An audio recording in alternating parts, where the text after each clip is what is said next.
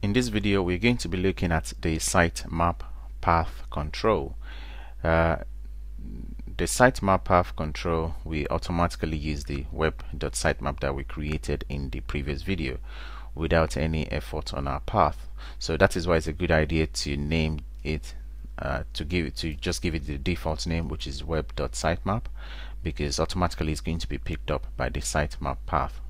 So this control displays the breadcrumb navigation ability in a website, the one I show you on the apple.com website, where you can actually navigate to the parent page or the parent of the current page, and so on and so forth. So it makes navigation easy on the website. So it displays the breadcrumb navigation ability in a website that allows you to jump from the current page to any of the parent pages up until the home page.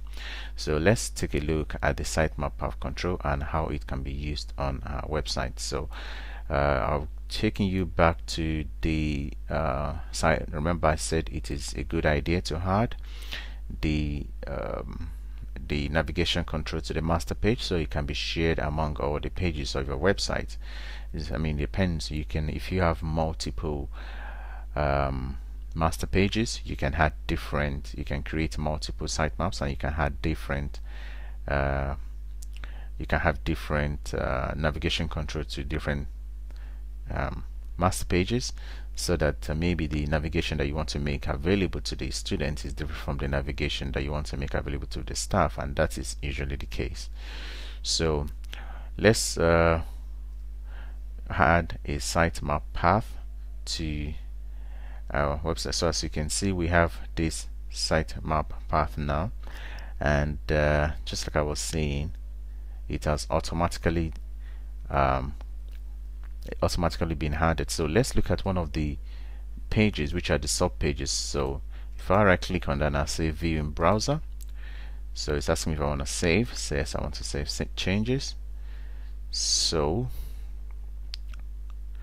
you can see that automatically it has picked up on the sitemap file that we created, and you see that we are currently on the staff sub page 3, and you can see the content here, staff sub page 3, and we can see it here as well.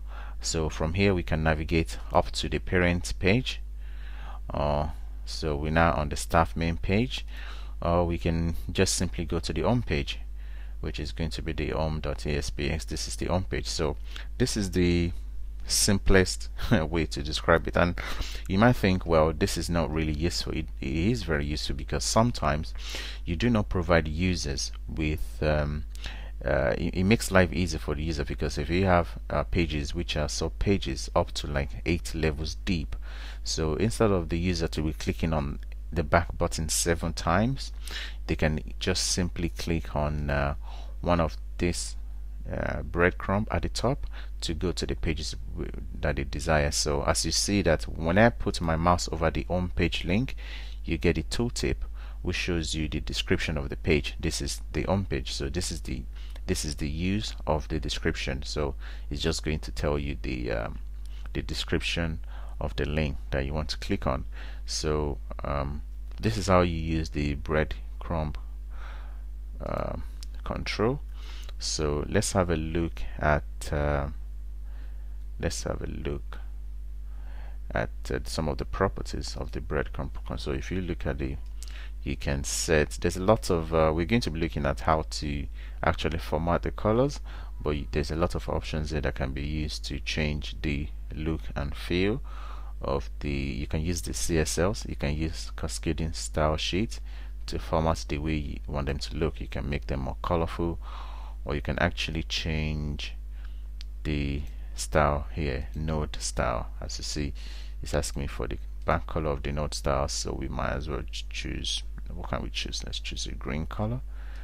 So as you see now, if we view one of our pages in a browser, we can see that the back color has been different. So there's a lot of different ways you can use to modify, but it's always good idea to use the cascading style sheet. So we have actually changed the color of the back color of our SiteMapPath. So this is what I want to show you about the SiteMapPath. If you think it's useful in your web application, just go ahead and use it. I'll see you in the next video. Thank you.